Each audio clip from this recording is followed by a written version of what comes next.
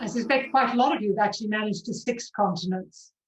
It's a little harder to get the 7th continent, and we're not talking about Antarctica. But there are a couple of options. And I'm going to start very briefly with Southern Africa, because it is actually possible to ski in Southern Africa.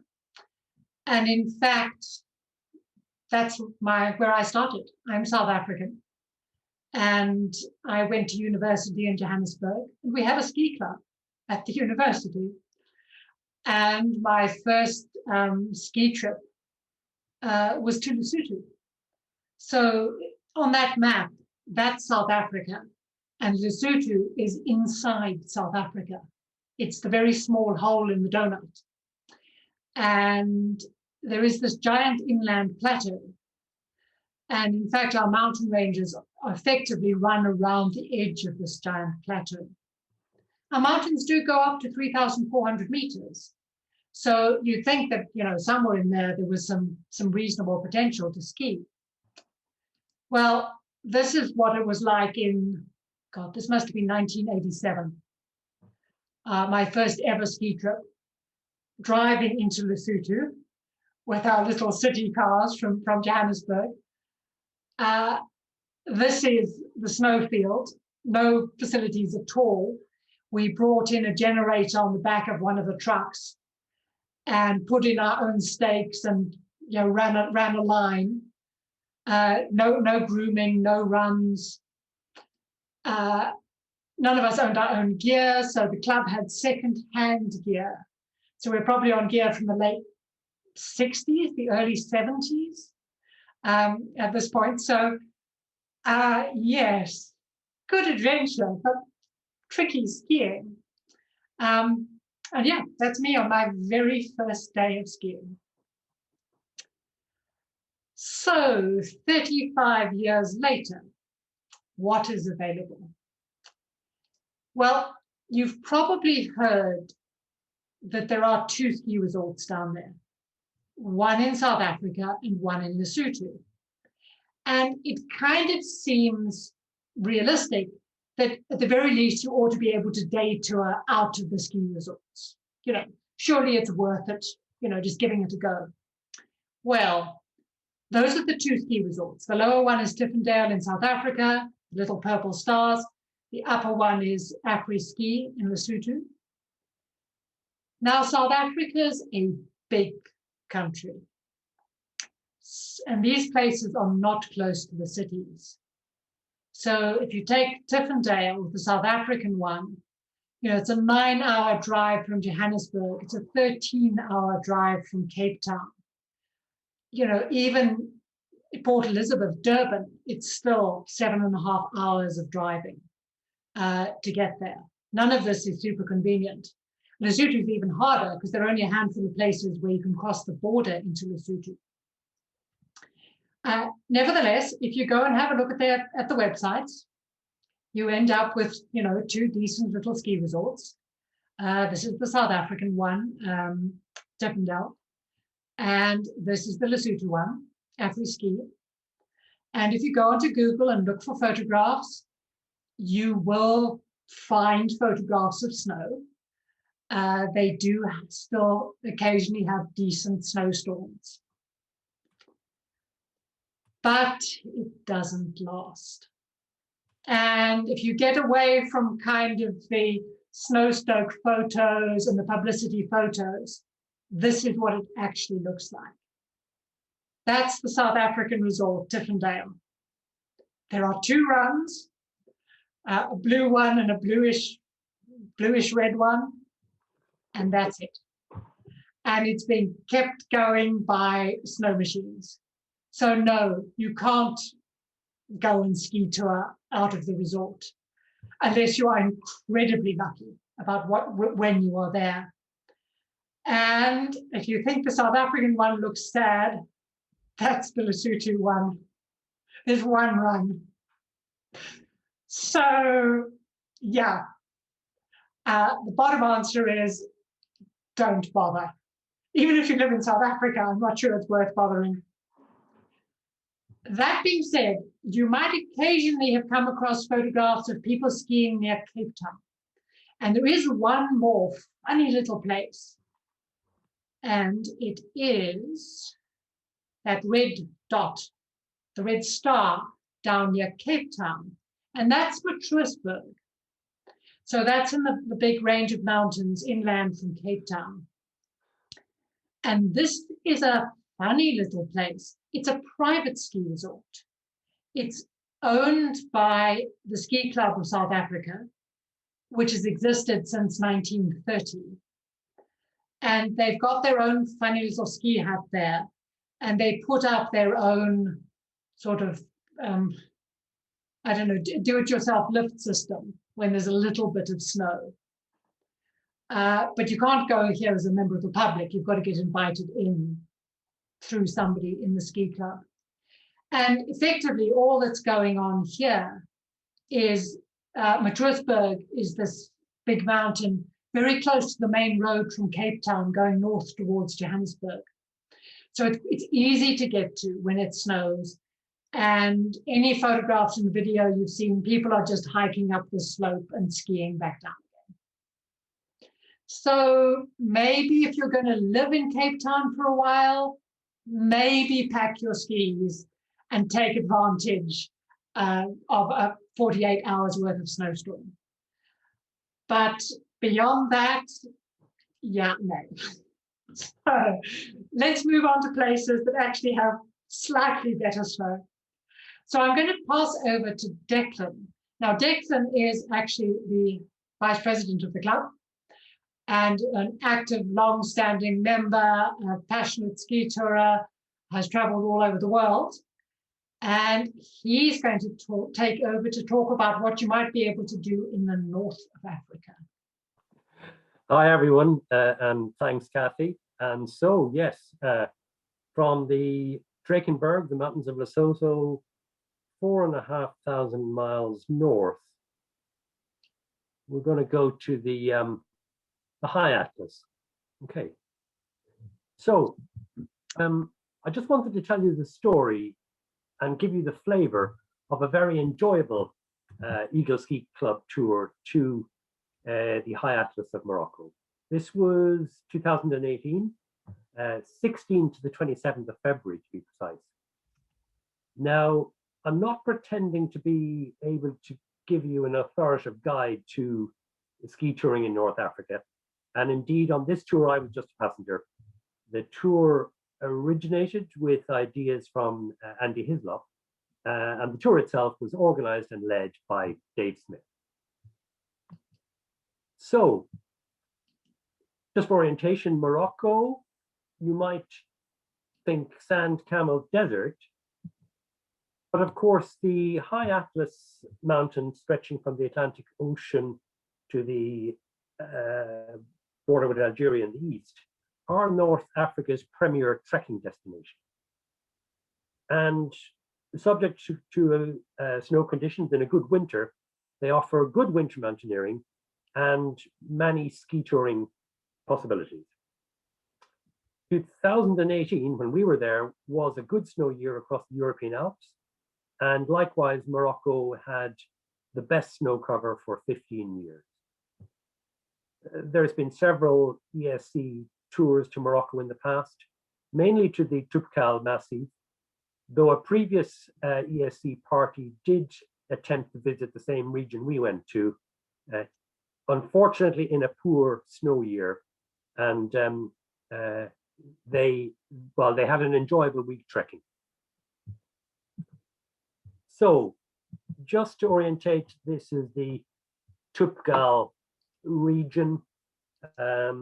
Lots of opportunities for winter mountaineering and ski mountaineering, several 4,000 meter peaks, including Toubkal itself, 4167, the highest mountain in North Africa. We were interested in the central High Atlas here, the Ngoon ridge, accessing from this valley to the north, the Bugumez Valley. We were interested in Ngoon itself as it's the highest peak in this area, the third highest peak in the Atlas. So that was on our tick list. So that's that's Ngoon there, right at the back of the ridge, and this is the Tarketed Plateau. This is us trekking in or trekking out, I'm not sure. So this is the team: Philippa Cockman, Dave Smith, Torquil Clyde, Oki Kibaluto, myself, Andy Collins, Andy Hislop, and Brian Horn. And this is Hamid. Now, Hamid is from a Berber family in the Bugumez Valley that we were visiting. He acts as a trekking and mountain bike leader and runs his own trekking company. So he was ideally placed to handle our in-country logistics and to be our general local fixer and interpreter.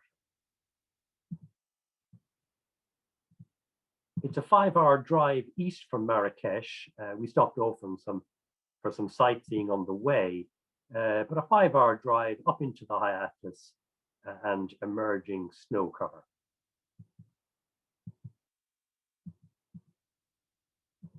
So this is the Bugumez Valley. This is Ngoon and a long ridge. And this was the Tarketed refuge that we were intending going to first. And this up here at the head of the Bugumez Valley is the goat shed, which I'll come on to later.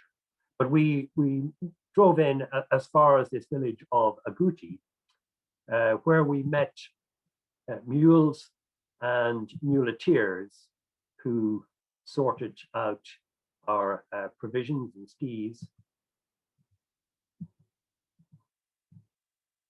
And with the mules doing the heavy lifting, we trekked up to our first overnight stop, rough tracks up through fields and small villages. Now in Morocco, the Berbers have settled as farmers for thousands of years. And their village architecture is stone and clay houses tiered on the rocky slopes, blending in well with the mountain environment. There are some more substantial stone buildings, fortified agadirs, which are collective granaries for the small villages. And this was our first overnight stop, the Refuge de Kis. So, now, though our mules moved fast and confidently over the rough tracks, they were only able to go as far as the snow line. And after that, the muleteers became porters and carried the food and stove and other essentials up. They actually traveled quite fast, almost as fast as we did on skis. This is our team. This is Tammy, our cook, El Hussein, Hassan, Hussein, and Saeed.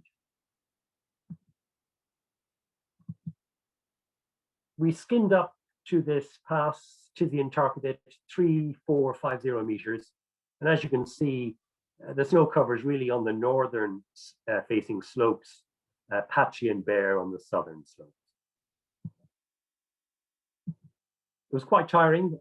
We were heavily laden ourselves, and we're feeling the effects of altitude. There was we're heading for the Tarketed refuge, but there was some checking on the map where the refuge actually was. We eventually decided it was a building we could see in the distance. And we later determined that the refuge was about 3K east of its position on the map. So that's mapping for you. So a rocky ski and slide down rotten snow to the refuge. And this is the Tarketed refuge, 2,910 meters. Basic refuge. The Guardian had to trek in with us to open it up, but it was our home for the next 3 days. A kitchen, a communal room with a stove, and a dorm with 2 sleeping platforms. Outside snow latrine of your choosing, and we were the only occupants. Wood burning stove to keep us warm in the evenings, and meals on the terrace. It's situated on the edge of the Tarketed Plateau with fine views south to the Ngoon Ridge several subsidiary summits and snow-filled basins on its northern aspect. For our first day tour and further acclimatization, we decided to climb this peak here, Umaseen, 3883 meters via this col, 3460. After a good start to the day, it clouded over, and by early afternoon, it was cloudy and windy, and this was to be the repeating weather pattern. The upper slopes were stripped of snow by the wind, and the summit, well, we had poor visibility, and then some had a good ski down a huge steep-sided northern bowl. That was Umaseen. But just to briefly explain that one of the party had a medical incident on the way to the summit, partly triggered by altitude and exertion, and necessitating a retreat to the hut. I won't go into all the medical details, but although the condition did partly stabilize with descent to the hut, we were then in the difficult altitude trap position on the targeted plateau, 2900 meters, with the only way out involving a strenuous ascent back over the col. All the other routes out were through difficult gorges that were not likely to be passable. That's the ridge behind the hut. So medical evacuation was deemed necessary. It's a long story, but suffice it to say, we were able to manage it over several days with the use of in-reach text and old school mobile phones getting reception halfway up the hill. We needed to liaise in micro detail with the local police, and eventually, when weather conditions allowed, the Moroccan Air Force were able to fly in. So all's well that ends well. While the evacuation was going on, a party of 4 set out to climb Mgoon. Again, as they approached the ridge in clear blue skies, but by the time they reached the summit of Mgoon West, cloud and gale had intervened. So they felt that that was challenge enough, and they didn't attempt the 4K out and the 4K back to the main summit of Mgoon itself. So after 3 days at the refuge targeted, we decided to move on to seek different terrain. Our return trip over the col gave us 1,100 meters of really good ski descent. Back down for lunch at the gîte, and then a mule-assisted trek back down to the valley floor. Picked up a local taxi bus and then moved on. We stayed overnight at a luxury gîte owned by Mohammed, Hamid's brother. So we had all the connections in the valley. Quite a nice place to stay. And that evening, we were looking at the various options, trying to find the best snow and terrain for the time we had left.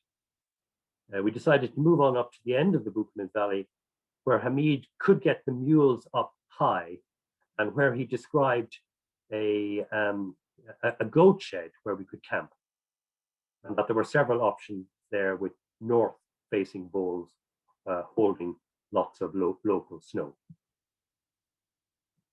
So we parted company with Hamid and the mules and the team, and we headed on up through apple orchards and villages and up a long ridge to the snow line.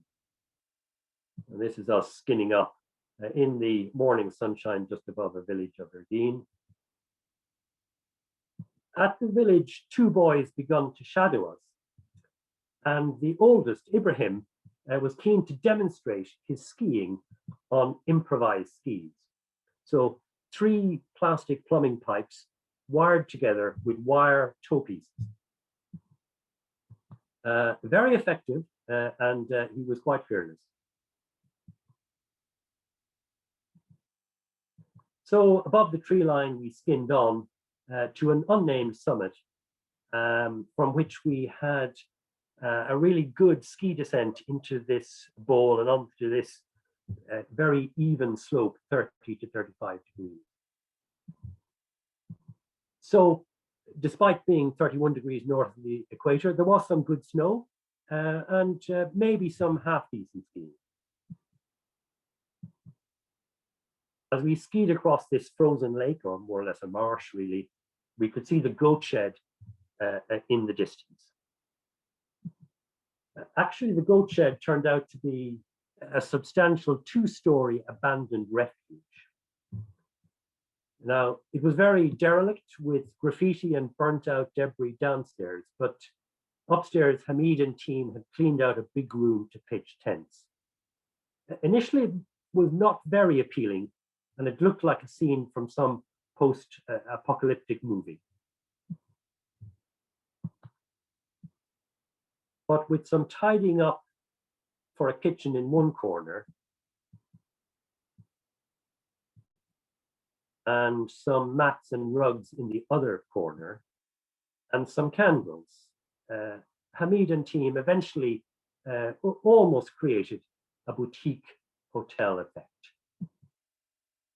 And of course, the views from the breakfast room were amazing. Now, that first night on the way out to the loo, Philippa surprised a large Alsatian-type dog in the downstairs doorway. With a few seconds orientation, she realized that the dog, in fact, was a wolf. And after a cool and lengthy stare-off, he turned and scampered off to a pack of about a dozen wolves outside. Now, needless to say, when Philippa returned upstairs to report that she'd seen a wolf, we were initially totally dismissive. But examination of the multiple paw prints all through the snow in the ground floor rooms suggested that we had displaced the pack from their winter living quarters. The African golden wolf is a distinct species from the Eurasian grey wolf, and the presence of wolves in the Atlas Mountains has only been confirmed in recent years. In fact, after this 2011 photo from a camera trap. Though, of course, there is a Berber word. At any rate, the following day we headed off. This was the beautiful ski slope we headed down the previous day, but we tracked up behind here through a long valley up to the summit of Tagapayet. Unfortunately, cloud had built by the time we reached the col, and here's Philippa, who elected to stay at the col in the group shelter, while the rest of us climbed on up the final rocky ridge to the summit, 3,750 meters, Tagapayet. So returning to the col, we skied out onto the dome and had a glorious run down that slope, back down to the lake and to the goat shed. For our last night, Hamid had said in the morning he'd mentioned a surprise. So the surprise, to Philippa's dismay, was a 4-month-old lamb readied for supper. Halal duty swiftly done, we later had lung and kidney sweetmeat skewers and lamb tagine. Interestingly, we had 2 vegetarians on the trip. One decided to avert their eyes throughout, and the other decided that the only way to do justice to the lamb slaughter was to tuck into the sweetmeat skewer. So the last day saw us skin back up the col and out through a different valley system. Some nice spring snow on the south-facing slopes this time, and down, winding our way through the valley in some gorges to walk out through juniper and eucalyptus trees, down through the hamlets and down to the village of Rabat.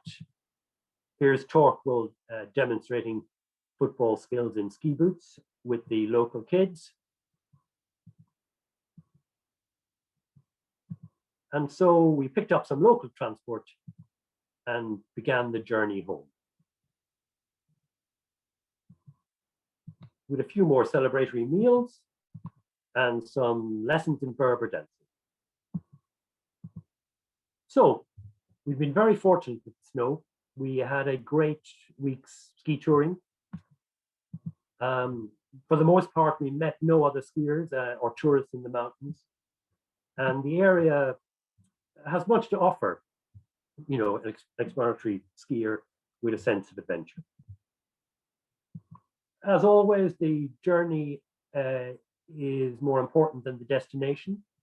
And we enjoyed some wonderful hospitality and welcome into Berber village life. Lots of good food, lots of tagine, lots of sweet mint tea, time for a bit of haggling in the souk, and lots of local Moroccan color. So thank you. I hope that's a flavor of the trip. I think if there's any questions, happy to take them now, or we can wait to the end. But yeah, it was a great trip. Thank you, Cathy. Yeah, as Cathy said, my name is Martyn Pollock. I lived in Africa for 4 years. I was posted there with the British Army in Nairobi, and I also lived in Western Kenya as well.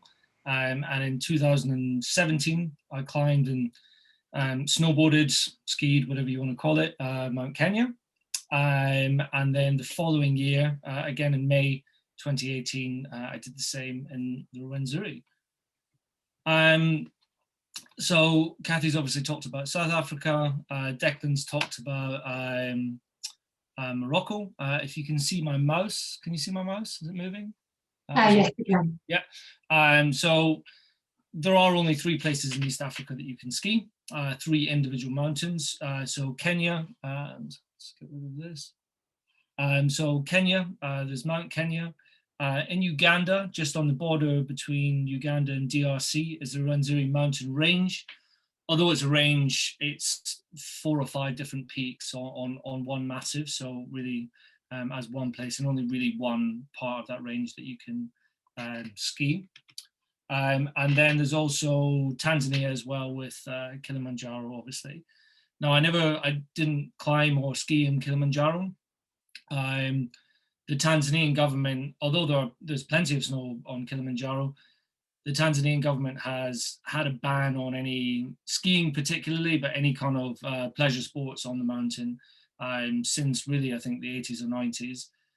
The reason for that is the pure volume of visitors they get per year, and therefore they don't have the infrastructure, the skills, the experience, the equipment to deal with people skiing, snowboarding, mountain biking, you know, hang gliding, etc., etc. I think I saw one figure where Kilimanjaro gets, I think, 30,000 visitors per year, whereas I think Mount Kenya gets about 2,500, and the Rwenzori is, you know, somewhere around 1,000. So it's really a big concern for them. And there are some people online that have skied in Tanzania as part of the 7 summits, but I took the opinion to respect the Tanzanian government's wishes in that sense.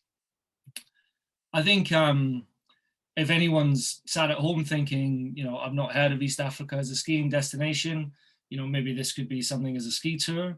I think I'll start with my conclusion up front, and I think I get asked the question, you know, why did you do it? A lot, and as Cathy said, you know, I must be mad.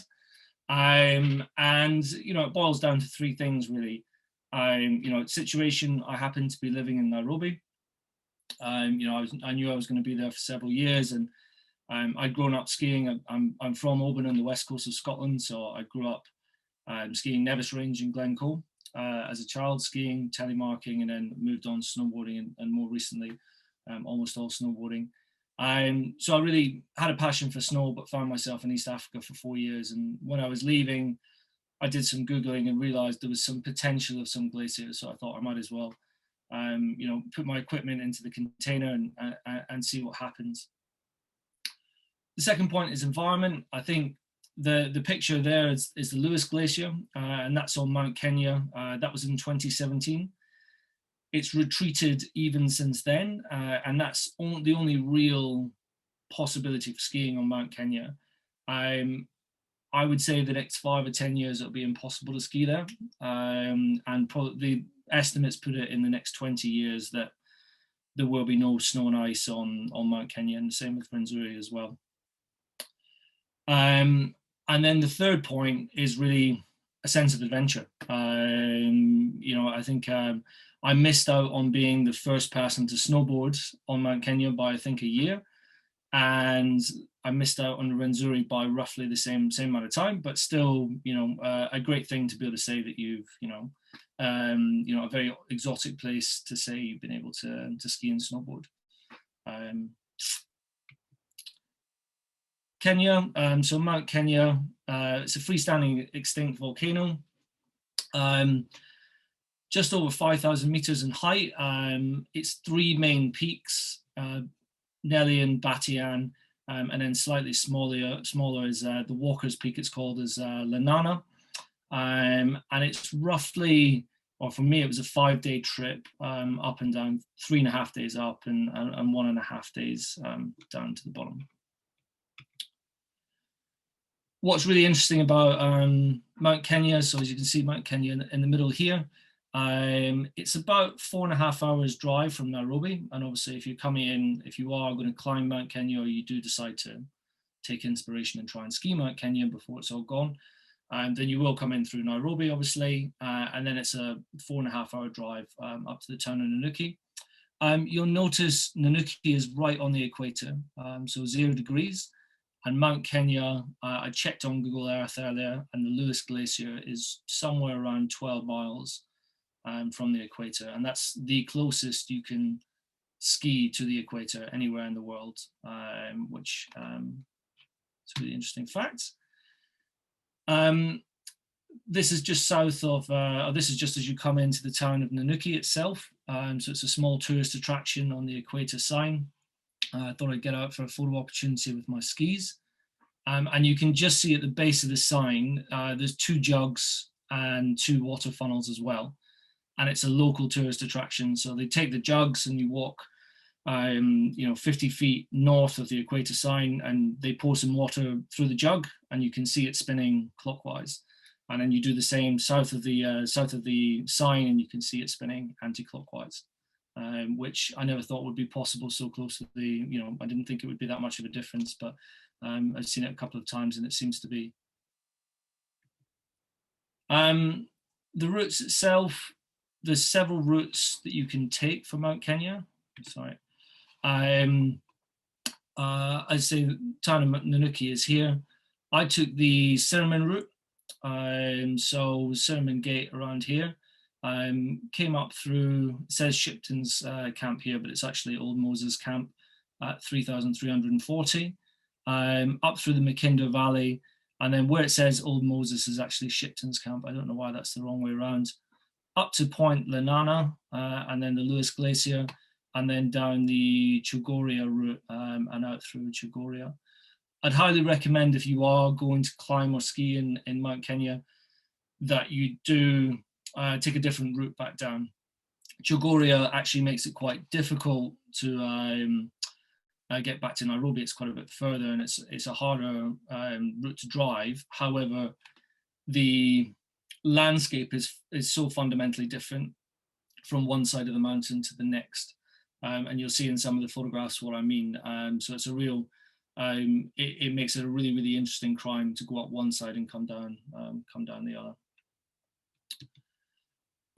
This is me on day 1 at the actual gate. I don't know why it's such a terrible photograph. I think the photograph of me standing smiling has been deleted or wasn't actually taken properly.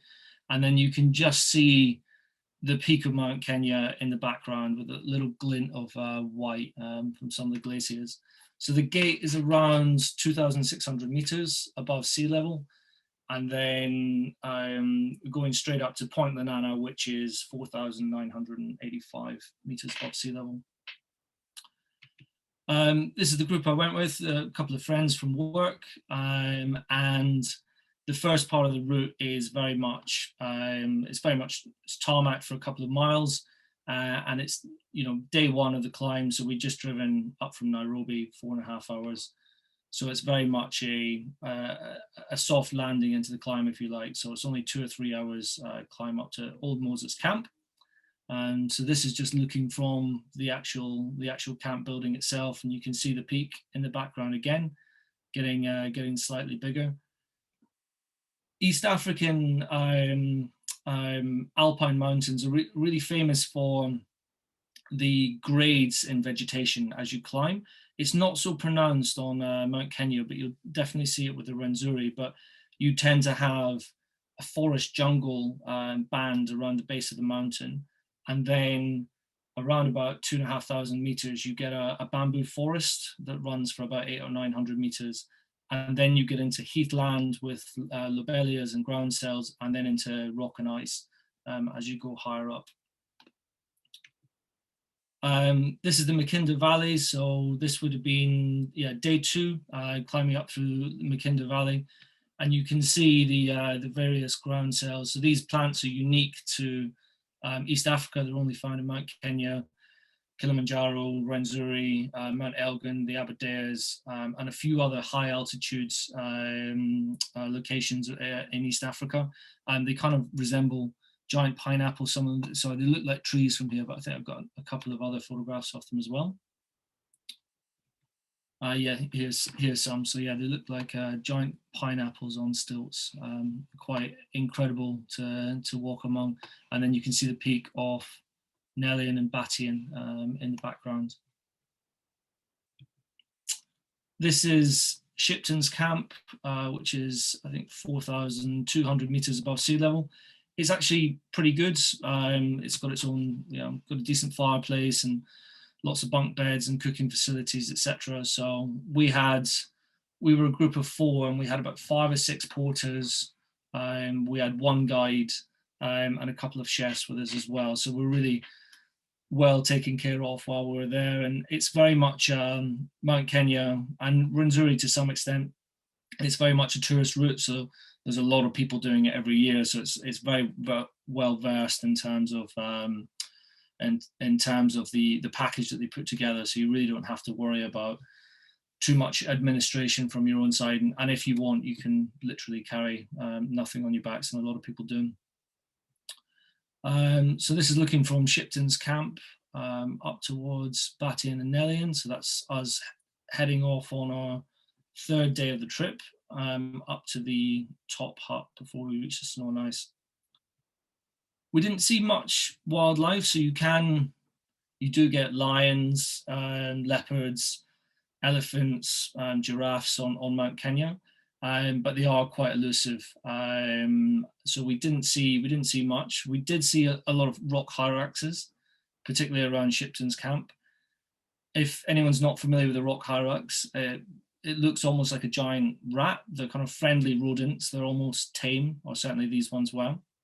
And once the sun goes down, they make a noise like a screaming human being would make. So when you're not familiar with them, they can be quite disconcerting. We used to get them in Nairobi as well, and it was quite good fun when somebody would come visiting you and they'd not been to East Africa before, and they'd hear a hyrax and you say, "Oh my God, what was that?" and kind of play along with it. So it was quite good, quite fun joke to play. So day 3, heading up, you walk around Batian and Nelian as you come up to the top hut. And really, once you get beyond Shipton's camp, you can see the vegetation drops away to almost nothing. And it's very much the rock and eventually snow and ice of the Afro-Alpine, and these really dramatic rock pillars that you get within the volcanic dome. The top hut, as always, the huts get smaller, more cramped and more difficult as you go further and further up. I think on the bunk beds here, we had the two girls took the top bunk and the three guys took the bottom. So it's quite, and then the other room was the chefs and all the guides, etc. So it's really quite close living in terms of accommodation, etc. But perfectly fine. The top hut is, I think, 4,600 meters. I don't really mind altitude, but I really dislike sleeping at altitude. I get very weird dreams and tend to kind of wake up every hour, lucidly dreaming, etc. So really not something I find a comfortable experience. We arrived at the top hut, I think, around just after lunch, and we were quite close to where the glacier was. So myself, one of my friends, Richie, who was on the trip with me as well, and our guide Abraham decided to walk out to the Lewis Glacier. So this is us meeting the actual ice, and it does look terrible. I'm sure a lot of you are kind of recoiling at home in terms of what you would consider skiing on. It is hit and miss though. A couple of weeks before, there'd been a lot of snow, and I saw photographs of the same area that was kind of blanketed in snow. So it really depends when you come. And you can see just at the bottom of the glacier there's a little archway, and that's where the glacier is actually melting from the inside. And you can, and we did actually go inside and sit underneath the glacier to take a couple of photos, which is quite incredible, but also really quite sad to see how much it's melting on a daily basis. So we eventually climbed up around the glacier, put on skis, split board, etc., and started making my way up the ice. It actually turned out that skiing was kind of a little bit pointless on it, even with crampons. It was actually a lot faster just to walk up and down, and it was, I'll be honest, it was so small that it really didn't make much difference. Managed to find enough of a run that I could say I've skied on Mount Kenya, which I'll be, completely honest, by this stage is what it was about. It was roughly about, I'd say, 100 to 200 meters long, and we picked this point because it had a nice little kind of drop-in area where I could get some speed. And the ice itself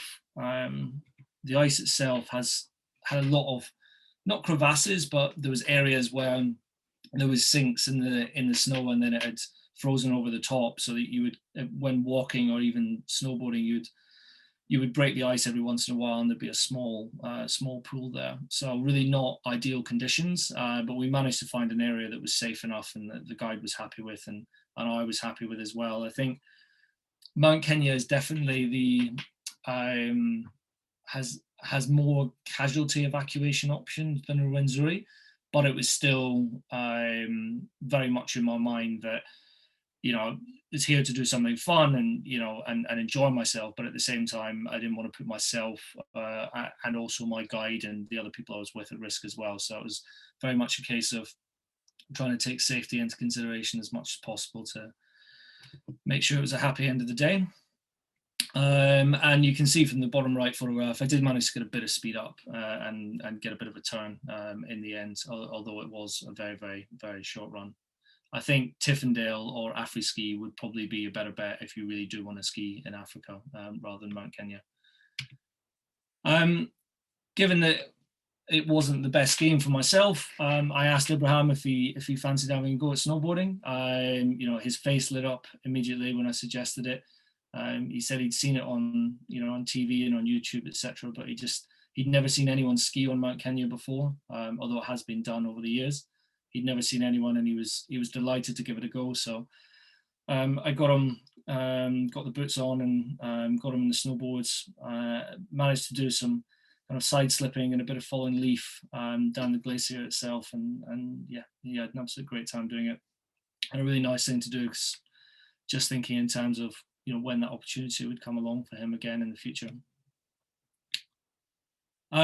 We stayed over in the top hut for one evening, and then we woke up around 3:30, 4 in the morning, and made the short ascent. It's about 300 meters of ascent up to Point Lenana and the Walker's Summit, effectively. So the top left photograph here is looking from Point Lenana down onto the Lewis Glacier.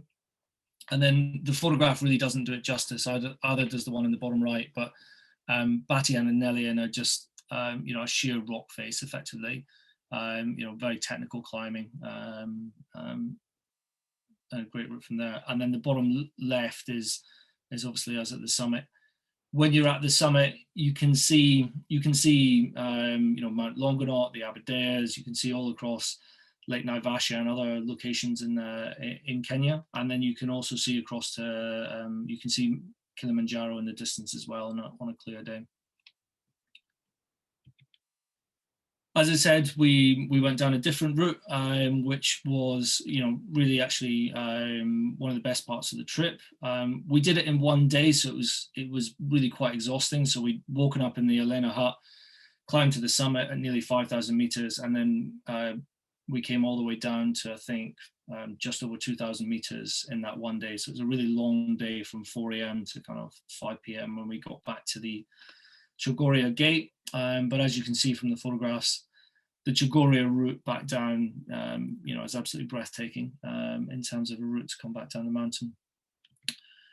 It's Africa, so the bus broke down on the way back. Luckily, nobody was in it at the time, but the bus had actually been coming up the hill at high speed, and the gearbox had failed, and I think his brakes weren't that good in the first place, and he'd come down the hill at speed, reversing. It was only the driver in, luckily, and he'd managed to ditch in this area, and we were trying to pull him out. This was him coming to collect us before we made our way back to Nairobi.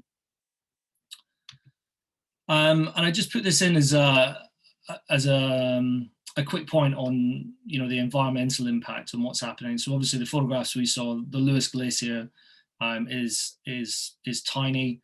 The picture on the right hand side here shows the Lewis Glacier as of 1934. So you can see it's much bigger than it is now. The smaller part is 2010, and this line across here where my mouse is, the Lewis Glacier is actually broken in half here as well. So there's one piece actually sliding separate. So what I skied on was actually this tiny portion up here. So you can see in, you know, less than 100 years, there's been a huge amount of snow that's been lost. I'm not sure, I couldn't find a historical photograph of the Lewis Glacier with a date, but this is certainly kind of pre-60s or 70s. And you can see the level of snow cover and, you know, an ice cover compared to what it is today. So very sad to see how rapidly it's disappearing. I'll move on to Uganda and DRC for the Rwenzoris. So the following year, I climbed again in May. This time it was a 7-day trip. It sold as a 9-day trip up and down, or sorry, round the circuit, but actually kind of 7 or 8 days is more realistic. And we went with the Rwenzori Mountaineering Service, who are a charity that run as a guiding operation, but all the guides have a stake in the company, and they are all from the Bakonjo tribe, and the Bakonjo are the people who have historically lived around the base of the Rwenzori Mountains, and they know it incredibly well. They're exceptional climbers, and exceptional mountaineers, and great people to have as well. In terms of where it is in Uganda, so every time I click it moves on to the next slide. So you'll fly into the airport of Entebbe. We did from Nairobi, and you would do the same from the UK or anywhere else, which is just about an hour away from the capital, Kampala. The Rwenzori is over here on the border with DRC, and it's roughly a 10-hour journey from Entebbe all the way over to Rwenzori, although they have built a bypass around Kampala, which has speeded things up quite a lot. It's probably the most expensive part of the trip. A return journey is about $450 for a vehicle, both ways, which was quite a bit of a bite when it was just myself. But yeah, 10-hour trip to Kasese before you head off. Routes itself. So as I said, it was a 7-day trip for myself. So one day up to Nyabataba Hut at 2,651 meters, mostly in jungle and forest. Another day up to 3,505 meters at John Matty Hut, and this comes through the bamboo section, which is on the Bujuka River for about 800-900 meters. And then you come into the Bujuka Valley, which is where you get into the heather and heathlands with all the ground cells and lobelias, etc., going straight up to the Bujuka Hut at 3,962 meters, up to the Elena Hut, 4,500, and then a quick climb up to Margarita. The trip most people do is they come across the Scott Elliott Pass and then back down the other side. For a variety of reasons, we chose to come back down. Simply, it was going to be a day less on the trip, and actually, after 7 days on the mountain, and there was some other time pressures to get back, we chose to come back down the same direction that we'd come up. This is me at the park gate. This is actually coming down, but I thought I'd put it in to represent the park gate. When I signed in at the park, it was the middle of the rainy season, which I'd chosen because it was a better chance of snow. But it was quite ominous that it was 6 weeks previously since anybody had signed the book. As I said, the Rwenzori doesn't really get the volume of visitors that you would get on Mount Kenya or Kilimanjaro. So it was just quite eerie to know that we were the only people on the mountain massive. Our group consisted of 2 guides, Jokos and John. We then had 1 chef and 4 porters as well. I came at this having climbed Mount Kenya the previous year. Mount Kenya was quite easy compared to this, I would say. I came quite confident. I thought, yeah, I climbed Mount Kenya last year.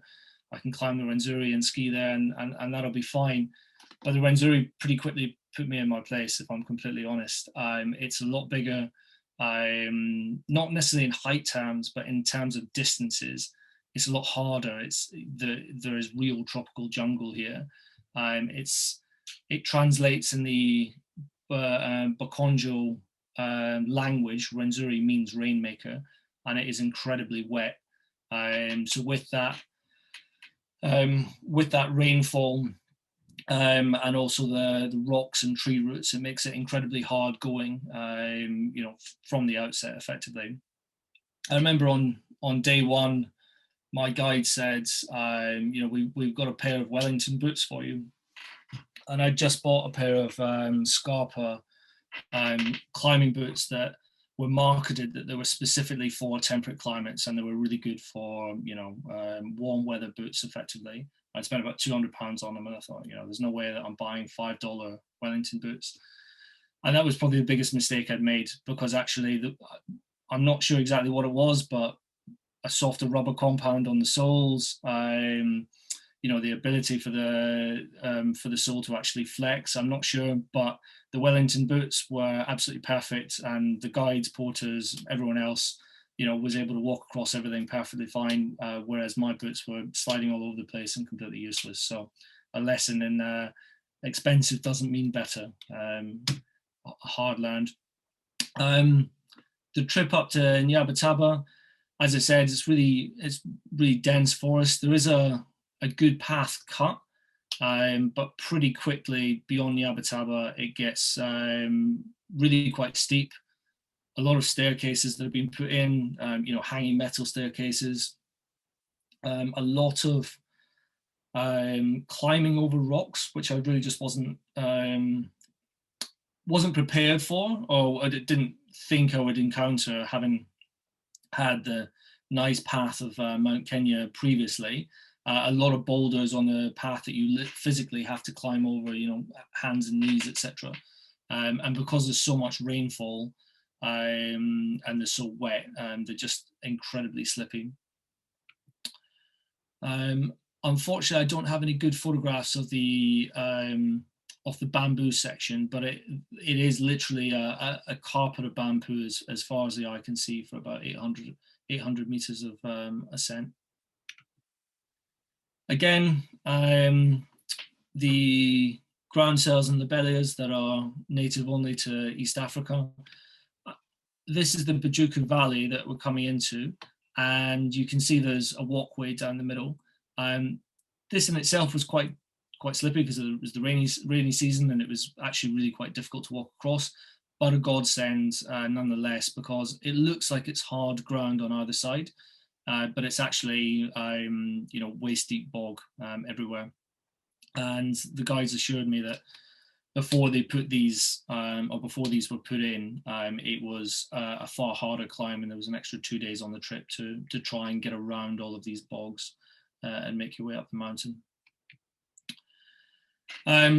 So once we leave John Matty Hut, we get into the Bujuku Valley, you start getting glimpses of the mountain. So as I said before, it's called the Rainmaker. It's called Rainmaker. Rwenzori translates as Rainmaker.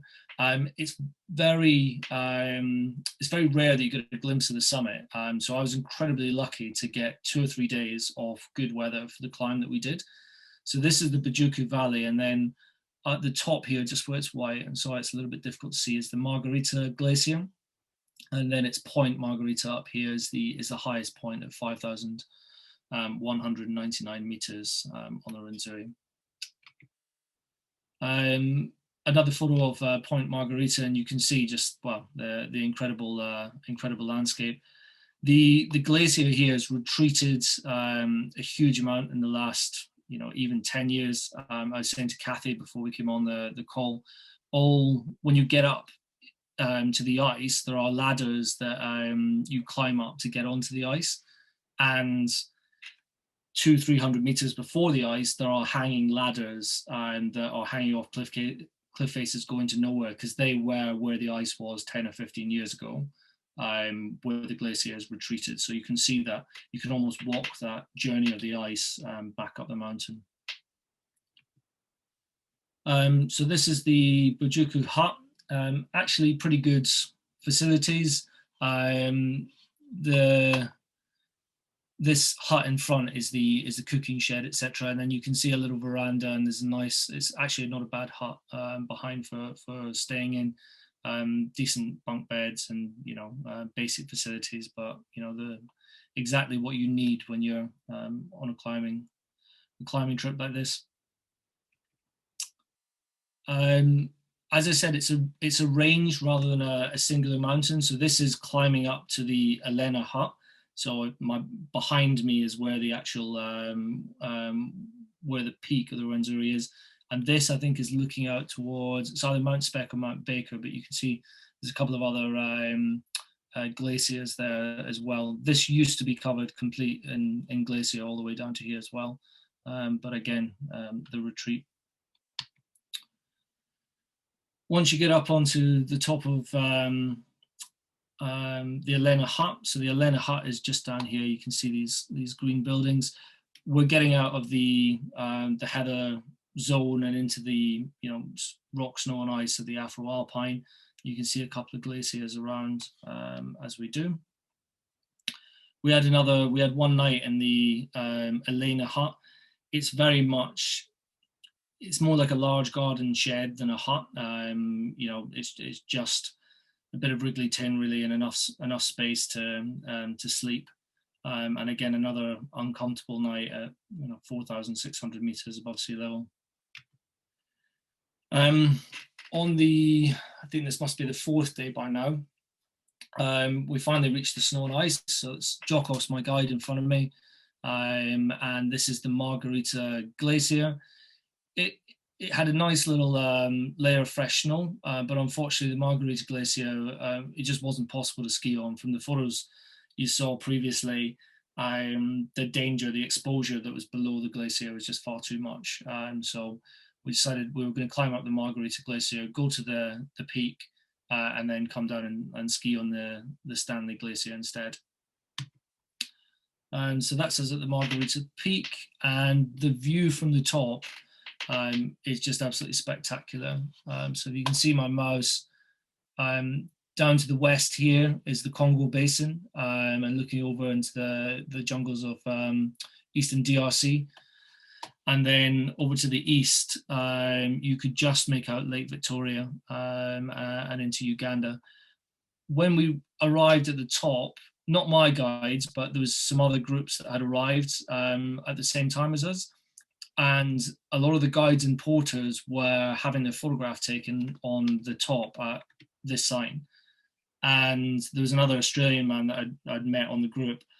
I said, well, you know, why are the guides and porters taking photographs, you know, at the top? Surely you come up here all the time. And they explained that it is so rare to get good weather up here that actually none of them have had their photograph taken. Most people come up and it's, you know, it's raining, complete whiteout. So they were taking the opportunity while they were there. We came back down onto the Stanley Glacier, and this was an area that Jokos, my guide, had identified and said, you know, there's no crevasses here, and there's very little or no exposure, so deemed it as a relatively safe place to do some skiing. It looks quite small, but if you take into consideration the size of the peak in the background, it kind of puts it into perspective. And this what looks like a small rock here is about the size of a bus, really. So we climbed up, and I climbed up to about midway up this chute here, and strapped on my board, and then had a nice little kind of gully to come into a bowl, and then the Stanley Glacier actually wraps around down here for about another 100 meters or so. So compared to Mount Kenya, it was an absolute dream, but still only kind of 400 meters of descent in total. Unfortunately, the photographs, they could have been taken anywhere, so you don't really get much perspective of where they are. But again, the same with Mount Kenya. It was a case of the danger, if anything had gone wrong, was relatively high. And actually, the ability to get a helicopter into Rwenzori is almost nil. And therefore any casualty evacuation would have had to be done by hand. So we only did 2 runs in the end, and I took it pretty easy, to be honest. Just, you know, in case anything were to happen, the last thing you want to do is be evacuated by hand at 5,000 meters above sea level. And then we made a pretty quick trip back down the Bajuku Valley. We stopped at John Matty Hut on the way back, stayed a night there, and then made our way all the way back down to the park gate. The bus broke down on the way back as well, because again, it's still Africa. I don't have a photograph of this bus, but yeah, we had a broken timing belt, which made for quite a difficult trip back to Kampala, and I managed to make my flight back to Nairobi by the skin of my teeth by booking another taxi. And again, yeah, I just put this slide in at the end. So in 1906, the Duke of Abruzzi was the first person to summit the Rwenzori, and he took a state-of-the-art camera with him at the time, and these are some of the photographs, and you can see the ice and snow coverage, you know, in just over 100 years ago. And then 2013, you can see how much has disappeared, and even 2013 to 2018, it's, you know, there's been a huge difference, and I'm sure there's a huge difference now as well. So very much a case of only a couple of years left before all the snow and ice is gone. And that's it. I tried to do a bit of a quick canter through, because obviously there was 2 trips there, but I'll take any questions if there is any on either Mount Kenya or the Rwenzori. Just to endorse your thanks, really, to everyone who has participated in this, and to you too in particular for organising it and bringing people together, but also to the audience, the members who have turned up, and in general been a very participative audience, and lots of people who are not members who've also got involved and have spread the word about what we do and how we do it. So it's been really a great initiative, I think, and thanks to you for setting that up at a time when club activities have been significantly reduced, shall we put it that way. It's been a tough time for everyone, and I think this has helped enormously. Now, I'm looking forward to a more normal summer, and as a club, we are hoping to catch up a bit as a result with some more activities like the mountain biking that's been suggested, and there will be more training opportunities now. So keep your eyes open for that, and we'll look at the summer program and what goes on, and try and keep you posted through the website, through the Facebook group, and through the newsletter.